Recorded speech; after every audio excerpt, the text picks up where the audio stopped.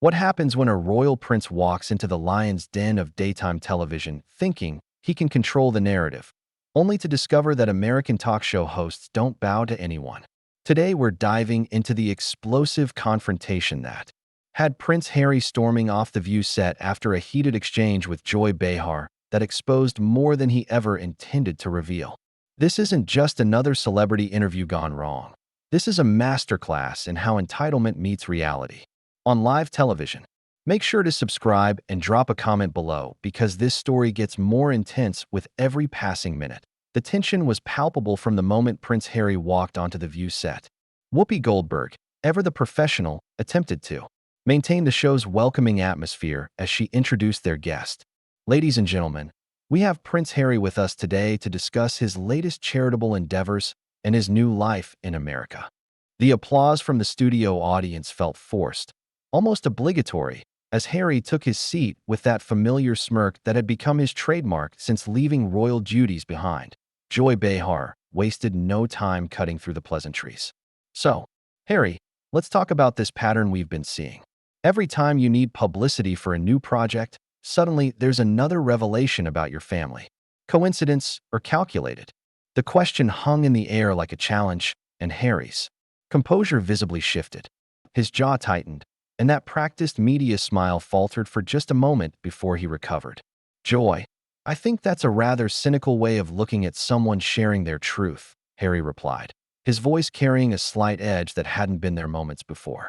When you've experienced the things I've experienced, staying silent becomes complicity in a system that causes real harm to real people. Sunny Hostin leaned forward, her legal background evident in the precision of her follow-up. But Harry, when you speak your truth, as you put it, you're also speaking about other people's private moments without their consent. How do you reconcile that with your advocacy for privacy? The question was delivered with surgical precision, and Harry's discomfort was becoming more apparent with each passing second. That's completely different, Sonny, Harry said, his voice rising slightly. I'm sharing my experiences, my trauma. These are my stories to tell. The defensiveness in his tone was unmistakable, and the panel members exchanged glances that didn't go unnoticed by the studio audience. Alyssa Farah Griffin, drawing on her political communications background, pressed further. But Harry, in your Netflix series, in your book, you've shared conversations and private moments that involve other people.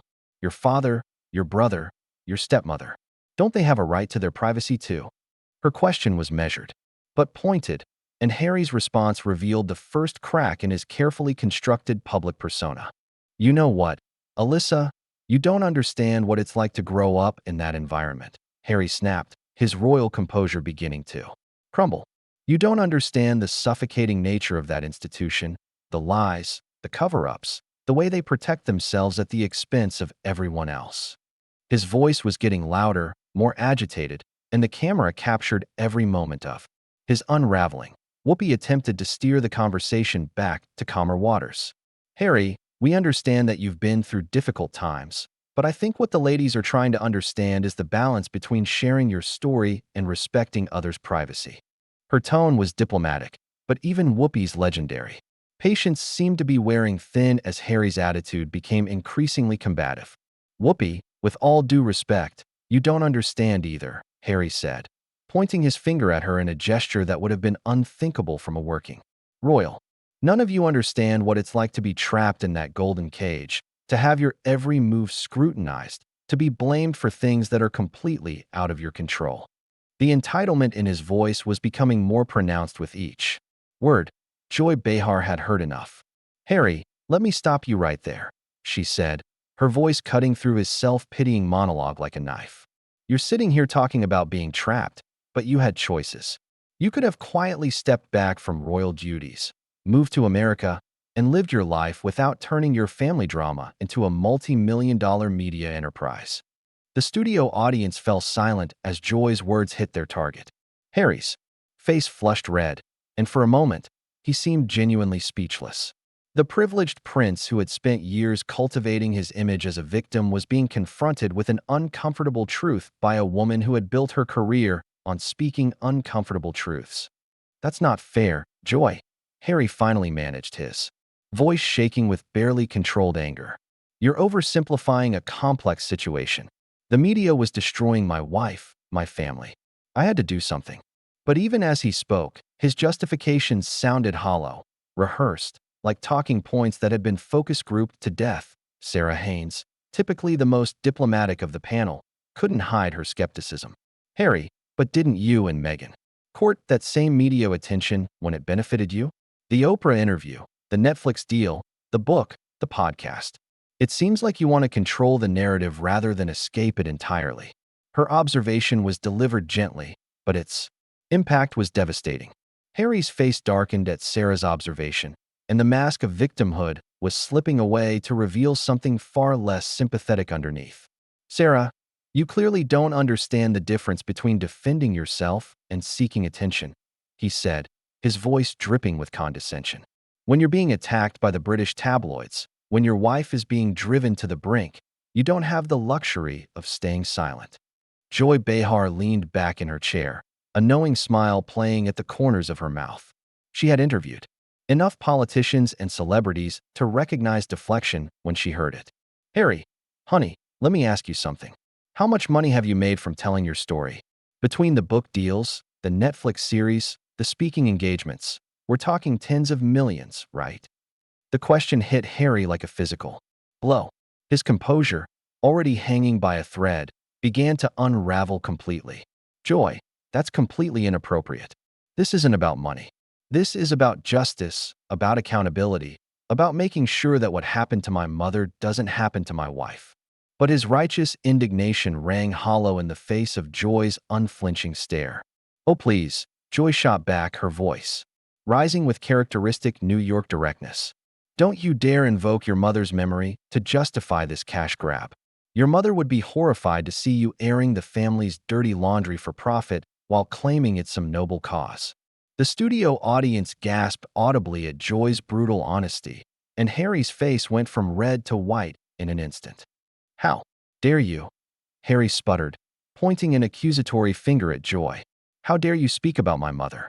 You didn't know her. You have no right to tell me what she would think. His voice was shaking with rage, and the entitled prince was fully on display now, all pretense of humility abandoned. Whoopi tried once again to restore order. Let's all take a breath here, she said. But her diplomatic tone couldn't hide her growing irritation with Harry's behavior. Harry, I think what Joy is trying to say is that there are ways to honor your mother's memory that don't involve publicizing private family conversations. Don't patronize me, Whoopi, Harry snapped, his royal breeding completely forgotten. I don't need a lecture from any of you about how to honor my mother. She died because of the very institution that you're all defending right now. His voice was becoming shrill, desperate, and the camera captured every unflattering moment. Alyssa Farah Griffin seized the moment to press her advantage. Harry, but your grandmother, the Queen, she managed to modernize the monarchy without destroying it.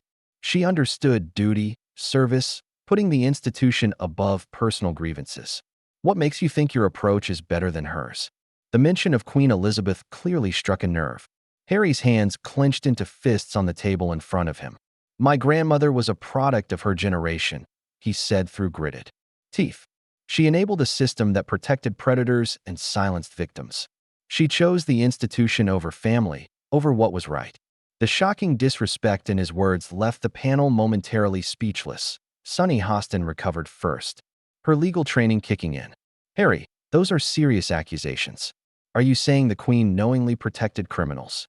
Her prosecutorial instincts were fully engaged now, and Harry realized too late that he had walked into a trap. I'm saying the institution has a pattern of protecting itself at all costs. Harry backpedaled, but the damage was done. Look at how they handled the Andrew situation. Look at how they treated my wife. The priorities are clear. But his attempt at clarification only made things worse, revealing the depth of his resentment and entitlement. Joy Behar had heard enough. She leaned forward, her eyes blazing with righteous fury. Let me get this straight, Harry. You're sitting here, having made millions of dollars trashing your family, and you want us to feel sorry for you? You want us to believe that you're the victim here? Her voice was building to a crescendo that had the studio audience on the edge of their seats. You don't understand the situation, Harry insisted, but his voice lacked conviction now. You don't understand what it was like growing up in that environment. The pressure, the expectations, the way they turned us against each other. He was falling back on his rehearsed talking points, but they sounded increasingly pathetic in the face of Joy's relentless questioning. Oh, I understand perfectly. Joy fired back. You grew up with every privilege imaginable. You had opportunities that billions of people could only dream of. And when life got a little difficult, you threw a tantrum and decided to burn it all down for profit. Her words were like bullets, each one finding its target with devastating accuracy. Sarah Haynes, usually the voice of moderation, couldn't hide her disgust anymore. Harry, do you realize how this sounds to regular people? People who are struggling to pay their bills, who are dealing with real problems, and you're complaining about your multi-million-dollar deals not being enough to heal your emotional wounds. Her question exposed the fundamental disconnect between Harry's perceived victimhood and reality. You're all missing the point, Harry said, his voice becoming more desperate with each exchange. This isn't about money or privilege. This is about truth, about exposing a corrupt system that destroys people. But his arguments were falling flat, and everyone in the studio could see it. Alyssa jumped back in with surgical precision. Harry, if the system is so corrupt, why didn't you work to change it from within? Why didn't you use your platform to make reforms instead of just walking away and then attacking from the outside? The question revealed the fundamental flaw in Harry's narrative, and his inability to answer it was written all over his face. Because they wouldn't let me, Harry said weakly. Every time I tried to suggest changes, I was shut down, marginalized, told that's not how things are done. But even he seemed to realize how pathetic his excuses sounded in the harsh light of real scrutiny. Joy Behar had reached her breaking point. She sat back in her chair, crossed her arms, and fixed Harry with a stare that could have melted steel. Harry, let me tell you something about real courage, real change. You know what brave people do. When they see corruption, they stay and fight. They don't run away to California and then spend years whining about how hard their privileged life was while cashing checks from Netflix. The studio fell completely silent. Even the camera operators seemed to hold their breath as Joy's words hung in the air like a death sentence. Harry's face cycled through a range of emotions, from shock to rage to something approaching panic. Joy, you're completely out of line, he managed to say, his voice barely above a whisper. Am I? Joy shot back, her voice rising to fill the studio. Because from where I'm sitting, it looks like a spoiled brat who got everything handed to him on a silver platter. And the moment someone asked him to actually work for the greater good instead of his own publicity, he packed up his toys and went home to Mommy Oprah. Whoopi's eyes widened in shock at Joy's brutal assessment, but she made no move to intervene. Even she seemed fascinated by the complete dismantling of Harry's carefully crafted public image. The prince who had spent years positioning himself as a victim was being exposed as nothing more than an entitled man-child. You don't know what you're talking about, Harry said, his voice shaking with barely controlled fury. You sit here in your comfortable studio, making jokes and passing judgment on situations you could never understand. You have no idea what real sacrifice looks like. But his words rang hollow, desperate, like a drowning man grasping for anything. To keep him afloat, Sunny Hostin leaned forward, her prosecutorial instincts fully engaged. Harry, you keep talking about sacrifice, but what exactly have you sacrificed? You left a job that required you to cut ribbons and shake hands, and you've made more money complaining about it than most people make in 10 lifetimes. Where's the sacrifice in that? Harry's hands were visibly trembling now, and sweat had begun to form on his forehead despite the studio's air conditioning.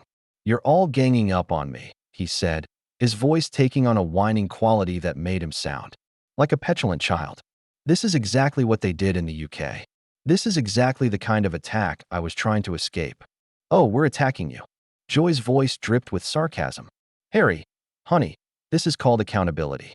This is what happens when you step outside your bubble of yes-men and sycophants and face real questions from real people. Her words were like daggers, each one finding its mark with devastating precision. Alyssa Farah Griffin seized the moment to deliver another blow. Harry, you talk about escaping attacks, but haven't you been attacking your own family for years now? Your father, your brother, your stepmother, even your grandmother's memory. How is that any different from what you claim the media did to you? The hypocrisy was laid bare, and Harry had no answer. His mouth opened and closed like a fish gasping for air, but no words came out. The confident prince who had walked onto the set was gone, replaced by a cornered animal looking for any way to escape the truth. Sarah Haynes, her usual diplomatic demeanor completely abandoned, added fuel to the fire. Harry, do you realize that? Your children are going to grow up and see all of this. They're going to see their father publicly humiliating their grandparents, their uncle, their entire family for money. How do you explain that to them? The mention of his children seemed to hit Harry like a physical blow. His face crumpled momentarily before the rage returned, stronger than ever. Don't you dare bring my children into this, he snarled, pointing an accusatory finger at Sarah. They have nothing to do with this conversation. Oh, but they do, Joy interjected, her voice cutting through Harry's protests like a knife. Because you've made them part of this circus. You've dragged them into this public family feud every time you cash another check for trashing their relatives. Those kids are going to grow up knowing their father chose money over family dignity. Harry stood up abruptly, his chair scraping loudly against the studio floor. I don't have to sit here and listen to this, he said, his voice shaking with rage and humiliation. This is exactly the kind of toxic behavior that drove me away from the UK in the first place. Sit down, Harry, Whoopi said firmly, her voice carrying the authority of decades in television. You came on this show to promote your latest project, and now you want to run away when you don't like the questions? That's not how this works. But Harry was beyond reasoning now. His carefully constructed public image was in ruins, and his true nature was on full display for millions of viewers. You people are unbelievable, he spat, his accent becoming more pronounced in his agitation. You invite me on your show just to ambush me, just to tear me down for your own entertainment. Joy Behar delivered the final, devastating blow. Harry, nobody ambushed you. We just asked you to defend the choices you've made, and you can't do it because deep down, you know you've sold out your family for profit. You know you've become exactly what you claim to hate, a person who exploits private pain for public gain. The truth of Joy's words hit Harry like a tsunami. His face went through a rapid succession of emotions, from rage to shame to desperate fury. You know what, Joy? You're a bitter old woman who's made a career out of tearing people down. No wonder your show is failing in the ratings. The personal attack on Joy was the final straw. Whoopi stood up, her voice commanding and final. That's enough, Harry. You need to leave. Now. Her words carried the weight of absolute authority, and even Harry in his rage recognized that he had crossed a line from which there was no return. Fine, Harry said, ripping off his microphone and throwing it on the table with enough force to make it bounce. I came here thinking I could have an honest conversation, but clearly, you're all just another part of the problem. He was backing toward the studio exit now, his face flushed with embarrassment and rage. The only problem here is your inability to take responsibility for your actions, Joy called after him, her voice following him as he fled. You can run back to your mansion in Montecito, but you can't run from the truth forever. Harry paused at the studio door, turned back one final time, and delivered his parting shot. You'll be hearing from my lawyers about this ambush. But even his threats sounded hollow and desperate, the last gasp of a man who had been thoroughly exposed and humiliated on live television. As the studio door slammed behind the fleeing prince, Joy Behar turned to the camera with a satisfied smile. And that, ladies and gentlemen, is what happens when privilege meets reality. We'll be right back after this commercial break. The confrontation was over, but the damage to Harry's reputation was just beginning. The prince who had thought he could control the narrative had instead lost control completely, revealing himself to be exactly what his critics had always claimed, an entitled, hypocritical man-child who couldn't handle being held accountable for his actions. That explosive interview showed us exactly who Prince Harry really is behind all the carefully crafted victim narratives and media manipulation. What did you think of Joy Behar's brutal takedown? Was she too harsh, or did Harry deserve every word? Subscribe to the channel and let me know in the comments below what you think really drove Harry to completely lose his composure on live television.